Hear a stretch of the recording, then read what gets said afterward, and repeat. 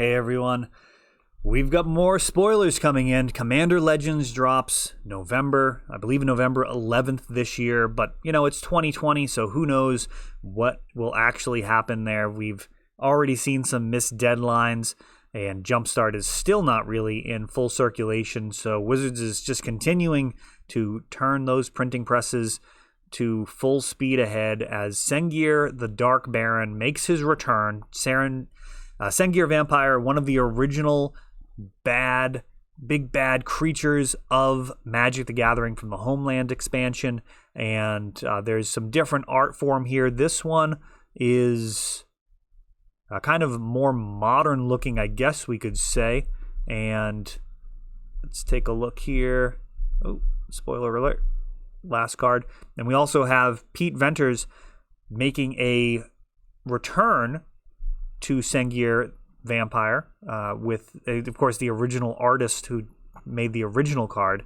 And I think I actually like this one a lot more just in terms of the tone. The other one, I feel like a little bit more polished overall, but I do actually like how dark with the skulls and everything is, just in terms of what Sengir Vampire was back in the day. And, of course, Baron Sengir. So, yeah, I think it's cool that they did this. It says preview on it. I don't know if that's the pre-release card or exactly how it's going to fit in, but they did something really cool here, bringing back an original artist, and I do love seeing that. I do like seeing the people that helped make Magic what it is still working with Magic. I'm actually a fan, and I like to see those relationships respected and held on to. It always is kind of disappointing to me to hear about difficulty with working with Wizards of the Coast, and I like when people find a way to work forward, continue to work together, and continue to make the game just awesome. A Helana Kessig Ranger, a 3/4 with reach, and whenever another creature enters the battlefield under your control, you can pay 2, and when you do, that creature deals damage equal to its power to target creature. And she is partner, which is you can have 2 commanders if both have partners. Doesn't partner with anyone specific, but I think they were thinking of her partnering with Elena. And of course, you can only have 2 commanders. It doesn't say you can have as many partners as you want, just they're limiting it to 2. And Elena Kessig Trapper is a 4/3, kind of the opposite, the 6 to the 9, so to speak, of the other legendary creature there. First strike for a 4/3, and you can tap to add an amount of red equal to the greatest power among creatures you control that entered the battlefield this turn. So both of them are going to have their uses, and certainly in limited, and might be part of a strategy for different combo decks. Both of them have some potential. Prismatic Piper. So super underwhelming in terms of what it does. 5 mana, 3/3, like who cares? But what this does is gives you options for other colors for your partner, especially for limited. Remember, this card and all of these cards are being put into this limited format where you're going to be drafting 20 card packs to create a commander deck on the fly, and Prismatic Piper will allow you to pick and have different colors. I believe from the way they said it, this is going to be a card that's always available. So like basic lands, if you could draft your whole deck, and if you don't pull any legendary creatures that you want to have as a commander, then you could just take a pair of Prismatic Pipers for the 2 colors that your deck is and be good to go. That's my understanding of it. Let me know if I've misinterpreted that at all. Of course, gotta acknowledge Seb McKinnon's incredibly beautiful art.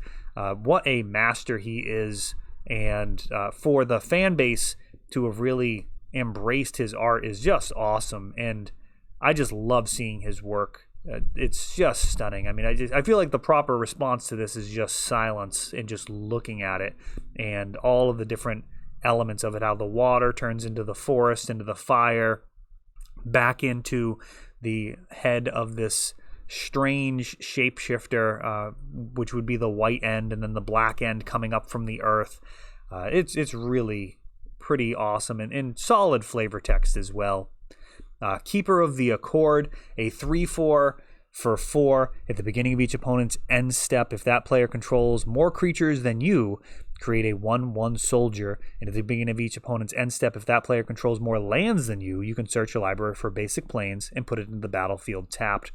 A card that's very good for multiplayer, kind of casual games, generating extra value, and that mana ramp is not to be trifled with. I mean, that is, I think, kind of reminiscent of Rhystic Remora and Mystic Remora and Rhystic Study. Kind of smush those two together.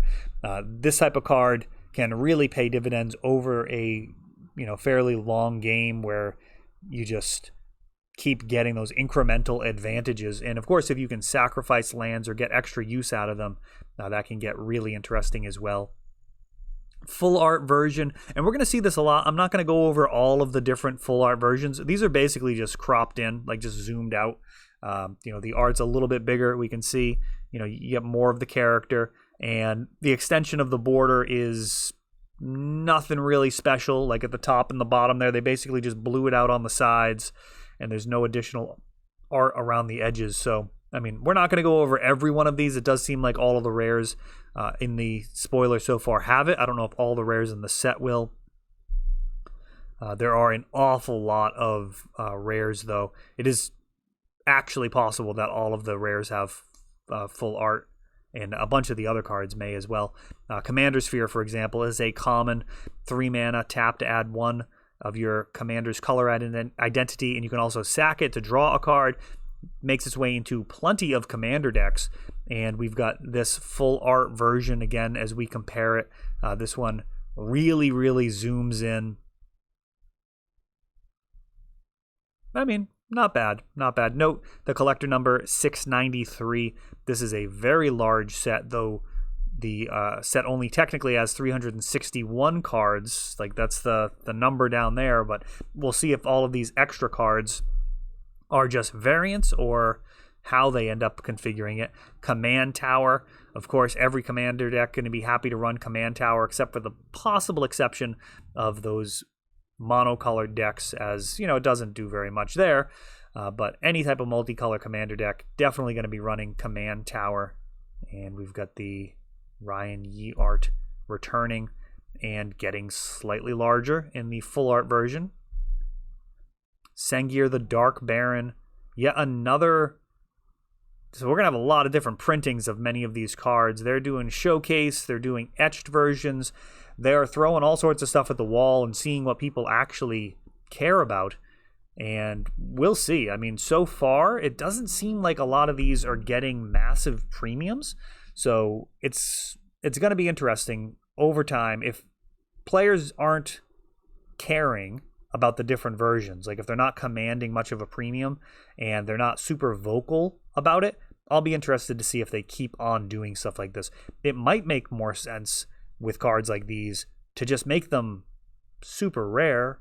Like, that might make sense. Like if you're going to have like a alt art version where it's like, oh wow, you only get like one of those a case, almost akin to the masterpieces. Like, maybe not quite that rare, but something along those lines where it's like 1 per box or something. It might be necessary in order for people to care, because a lot of the cards now, when you've got all of these different versions, people come into the shop looking for something for a deck, and like they just want to play whatever.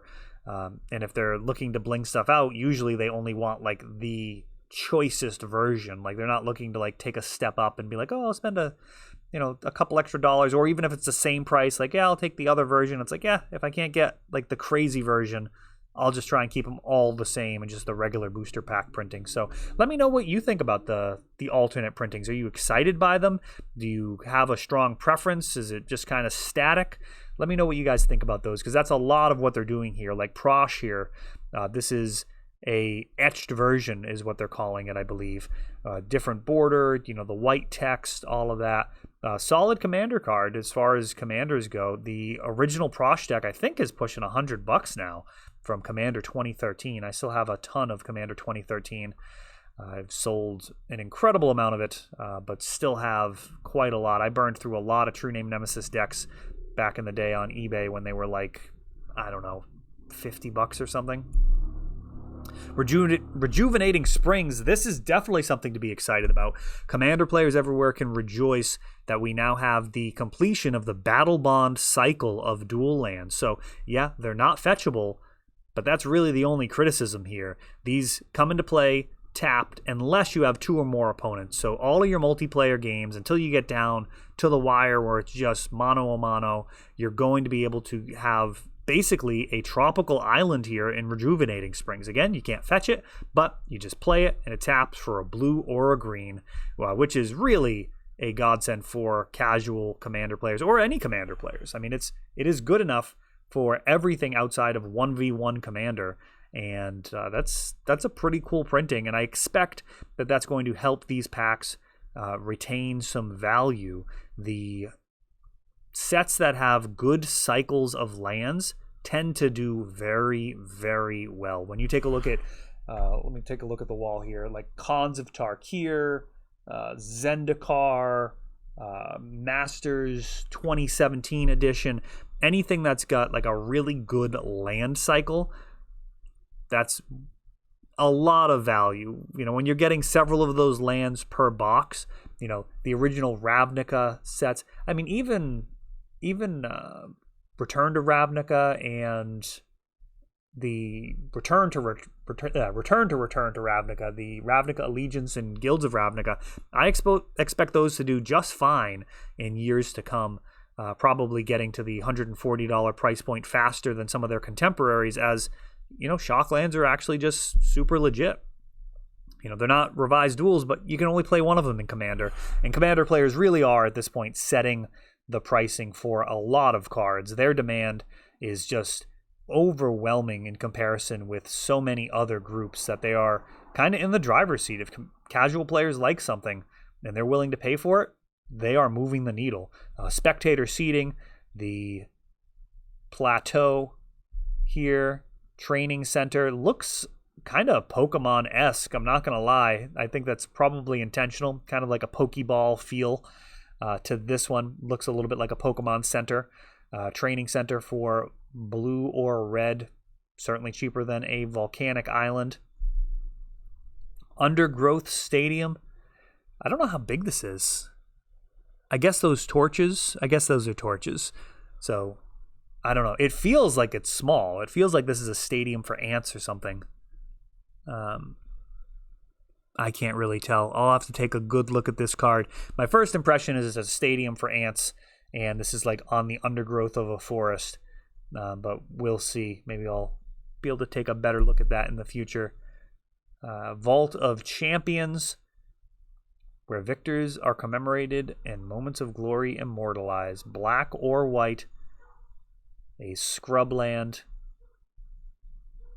without the cost. And as we see there, the training center here, they went, you know, just slightly bigger. This one actually seems to crop in pretty well with the art coming in off the sides. That's a pretty nice cropping. I'll give them that.